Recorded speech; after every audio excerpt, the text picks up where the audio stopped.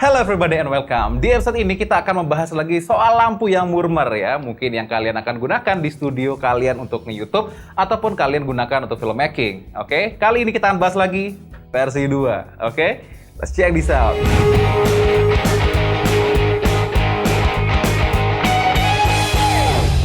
Oke, di episode sebelumnya kita sudah membahas lampu Luby dan Opal ya, di mana lampu itu ya, keduanya itu adalah lampu LED. Nah, jika kalian belum nonton, kalian bisa tonton di atas ini.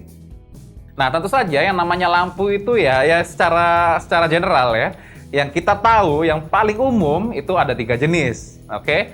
Yang pertama itu adalah lampu LED, yang kedua itu adalah fluorescent, yang ketiga itu adalah tungsten ya. Nah, tentu saja kalau kita ngomong soal lighting, tidak jauh juga kita akan ngobrol soal filmmaking ya. Ada beberapa filmmaker itu yang mencintai lampu LED ya, termasuk gua.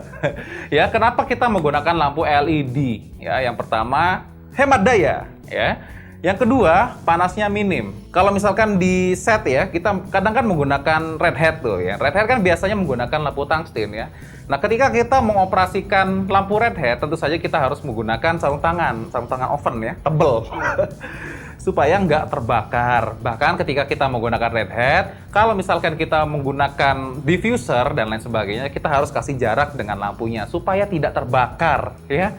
Nah, makanya beberapa filmmaker itu sangat mencintai LED. Nah, tetapi tentu saja setiap jenis lampu itu ada plus minusnya ya, ada pros and cons-nya pastinya kayak gitu. Nah, contohnya yang paling sering digunakan juga saat filmmaking itu adalah lampu fluorescent ya. Nah, di sini kita akan bahas lampu fluorescent ya. 2 ini contohnya ya. Nah, mungkin sebagian dari kalian tahu ya, namanya fluorescent itu biasanya CRI-nya itu lebih oke daripada lampu LED. Makanya beberapa filmmaker pun juga lebih suka menggunakan lampu fluorescent ya. Flow, biasanya orang bilangnya fluorescent. Oke. Nah, di lampu fluorescent ini yang kita akan bahas nih ada 2 ya. Ya tentu saja karena ada gajian kemarin. Ya, yang pertama ini sebenarnya dari kopiannya MK ya, yang originalnya MK. Tetapi kalau menurut beberapa review ini cukup oke ya. Kalian akan mendapatkan seperti ini ya, polosan. Oke. Kemudian yang kedua ini ya, Muxindo Galaxy. Ini juga salah satu lampu fluorescent yang kadang orang pakai di studio, kadang ya. Kenapa begitu? Ya, kalau ini tentu saja karena lumensnya gede ya. Nilai lumensnya gede. Jadi cukup satu ini aja udah terang banget, parah ya. Tetapi gue akan review dari 2 ini. Mana sih yang better ya? Mana sih yang lebih oke? Nah, tentu saja kalau kita ngobrol masalah review, tentu saja kita harus mengujinya ya. Metode pengujiannya gue itu ada 2 step ya. Yang pertama akan kita lakukan adalah mengetahui dia punya white balance, tentu saja dengan menggunakan gray card ya. Oke. Nah, di sini misalkan gue akan sorot ya, menggunakan ini, warna putih ya. Warna putihnya akan gue sorot. Nah, di settingan kamera, gue akan atur di Super 35 ya. Kalau misalkan kalian menggunakan kamera Sony, kalian masuk ke APS-C mode atau Super 35. Nah, supaya apa? Supaya dari full frame itu dia akan crop 1,5 kali. Artinya kalian akan mendapatkan zoom tambahan dari lensa kalian. Supaya nanti bisa nge-cover frame ini. Oke, kemudian setelah kita mengetahui dia punya white balance yang benar ya, tentu saja kita harus assign dong dia. Nah, misalkan gue taruh di set 1 ya, set 1 white balance 1, oke, preset 1. Nah, ternyata ya ini seperti yang diiklanin ya, yang dia diiklanin itu ini adalah lampu CFL Daylight 5500 Kelvin ya, tapi karena ini adalah produk tiruan juga ya, bukan yang original MK ya. Ternyata ada pergeseran white balance ya, misalkan di sini diiklanin 5500, ternyata setelah gua uji dia lebih ke 5700 sampai dengan 5800 Kelvin ya. Tentu saja ketika melakukan pengujian white balance kita harus coba take ulang-ulang karena biasanya ada pergeseran ya sekitar 100 sampai 200 Kelvin ya. Makanya kita coba berulang-ulang. Nanti kita akan ambil mana sih yang paling sering muncul. Nah, di sini yang paling sering muncul itu adalah 5800 Kelvin. Oke? Nah, yang kedua ya, yang ini ya. Sebenarnya ini di postingnya itu sebenarnya bukan merek ini sebenarnya ya. Yang diposting itu adalah lampu CFL Studio gambarnya. Tetapi yang dikirimin ke gua ternyata lampu Muxindo ya. Walaupun sama gambarnya ini mirip, tetapi dalamannya enggak ya. Dan ini diiklankan di Tokopedia 5500 Kelvin ya.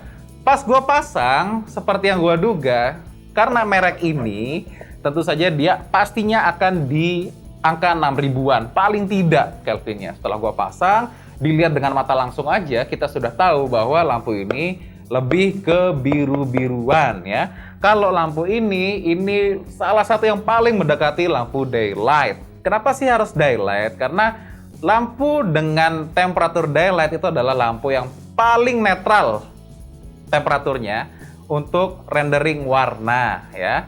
Kalau misalkan lampu kalian itu di 6500, 6400 Kelvin, tentu saja akan ada tint kebiruan ya, pastinya. Kalau misalkan lampu kalian terlalu rendah Kelvinnya, misalkan di 3500, 3600, lampu tungsten gitu ya, pastinya ada warna-warna yang akan ke merah-merahan atau ke kuning-kuningan kayak gitu. Pastinya dong. Makanya disarankan kalian ketika memilih lampu, kalau bisa daylight ya daylight ya. Kalau misalkan enggak, tentu saja kalian nanti bisa dibenerin di Lumetri Color ya. Seperti yang biasa kita lakukan lah ya. Tinggal dikejar skin tone-nya aja gitu loh. Nah, itu metode pertama ya. Metode keduanya ya, tentu saja kita akan cek di Adobe Premiere ya. Kita akan rekam dengan lampu yang berbeda, kemudian nanti akan kita review di Adobe Premiere. Kita akan lihat rendering warna kulitnya itu bener gak ya. Seperti yang gue ada contohin, ketika kita melakukan color grading, skin tone itu adalah yang kita incer ya. Ketika settingan kamera dan lampu kita sudah benar, maka kita akan lihat dia berapa banyak sih miss dari skin tone area ya. Kalau misalkan sudah benar, ternyata lampunya oke ya, karena di sini nggak jelas spesifikasinya. Nah, maka kita akan perbandingkan hasilnya di Adobe Premiere Pro. Oke, sekarang kita sudah ada di Adobe Premiere Pro ya. Seperti biasa, ketika kita melakukan pengujian, di sini kita menggunakan Lumetri Scope ya untuk ujinya. Nah, lampu yang pertama di sini ya. Kita akan baca di Lumetri Scope. Seperti biasa kita akan tambahkan dia mask ya menggunakan opacity. Oke. Kita lihat skin tone-nya ya. Tentu saja yang kita incar adalah skin tone-nya. Seperti kalian lihat di sini, ternyata warnanya cukup akurat ya. Warna skin tone-nya itu sudah mendekati perfect ya. Memang di iklannya itu 90 CRI kalau nggak salah. Tetapi kalau kita bandingin dengan yang mahal ya, yang jutaan, misalkan Aputure gitu ya, Godox gitu kan, itu dia langsung spot gitu loh, langsung apa sih istilahnya ya, spot on ya, langsung spot on warnanya gitu ya. Tetapi untuk lampu yang harganya di bawah 100.000 ya, ini performance-nya bagus banget gitu loh ya, namanya juga CFL ya. Kalau LED yang murah biasanya warnanya rada ngaco gitu kan. Seperti biasa, kalau misalkan kita ingin koreksi lagi, kita lihat dong seberapa jauh dia harus dikoreksi warna yang sudah kita tampilkan ini ya. Kita masuk ke basic correction menggunakan Lumetri seperti biasa. Kita tinting misalkan 10 gitu ya. Nah, di 10% aja ternyata dia sudah satu garis dengan skin tone ya. Artinya ini lampu cukup akurat gitu loh. Harganya tuh under 100.000 semua ini lampu yang gua review gitu loh. Gokil, keren ya. Mungkin gua harus nambah lagi ini. Karena di sini gua lihat ini memang agak butuh 1 atau 2 lampu lagi gitu ya biar lebih oke. Ya kalau misalkan gua harus milih antara Lubi dan lampu CFL ini ya mungkin gua akan milih lampu CFL ini ya. Lampu yang pertama ini. Oke. Kalau gitu kita akan review yang kedua. Oke. Lampu dari Muxindo ya. Dari warnanya aja sih kita bisa lihat gitu, walaupun kita nggak lihat datanya gitu. Memang lebih agak ngaco gitu. Tapi sih kalau dilihat secara langsung ya, belum di datanya ya, ini masih agak lebih baik daripada warna yang dikeluarin oleh lampu Opel gitu loh. Kalau ini ya secara dilihat langsung ya, kita coba. Kita bikin mask menggunakan opacity ya, kita block bagian yang kena key light ya. Seperti dilihat di sini ya, ternyata memang ada pergeseran warna juga ya, karena memang lampu ini bukan lampu daylight gitu loh. Ya kita sudah sesuaikan dengan data yang kita dapat di kamera ya. Kalau misalkan kita ingin benerin harus berapa persen sih menggunakan Lumetri Color ya. Kita tinting seperti biasa.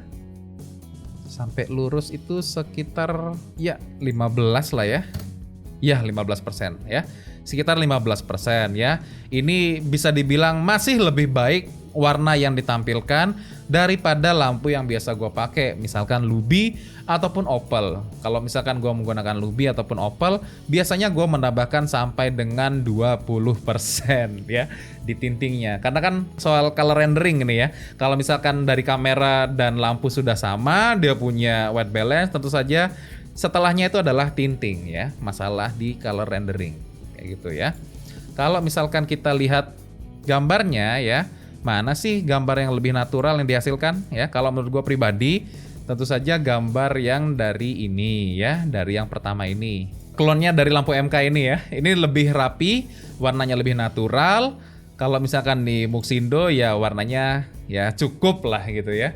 Tidak jelek-jelek amat ya. Lebih baik daripada LED murahan. Cuman kalau misalkan gue lihat nih menggunakan kamera HP ya, lampu yang dari Muxindo ini flickernya agak parah ya. Kalau misalkan lampu yang ini ya, akhirnya gue juga paham kenapa lampu yang nggak bermerek ini lebih sering digunakan di studio foto gitu misalkan ya, ketimbang lampu ini gitu yang merek Muxindo ya. Akhirnya gue paham kenapa ya. Oke, seperti itu ya. Kita sudah membahas review masalah dua lampu tersebut ya. Tentu saja ketika kita memilih LED dan CFL, compact fluorescent ya, ada beberapa hal yang kita perlu perhatikan juga ya. Kalau misalkan kita menggunakan LED, tentu saja LED itu rata-rata sudah flicker free ya, sudah bebas flicker. Kalau misalkan kita menggunakan lampu CFL, rata-rata lampu tornado bentuknya ya, lampu CFL itu tend to flicker ya. Walaupun beberapa lampu CFL yang digunakan di studio itu flickernya sangat minim. Jadi ketika misalkan di kamera kalian sudah benar settingannya, tentu saja gambar yang dihasilkan ya tidak flicker kayak gitu loh. Udah cocok, gambarnya udah halus gitu loh. Seperti yang kalian lihat saat ini ya. Ini gue menggunakan lampu yang ini. Oke? Karena secara data lampu ini jauh lebih bagus daripada lampu yang ini. Dan kalian lihat gambarnya juga nggak flicker, kayak gitu loh. Oke, sekian dulu dari gue Ekolotif. Kalau kalian ada pertanyaan, langsung aja komentar di bawah. See you next time. Semoga bermanfaat dan terus berkarya.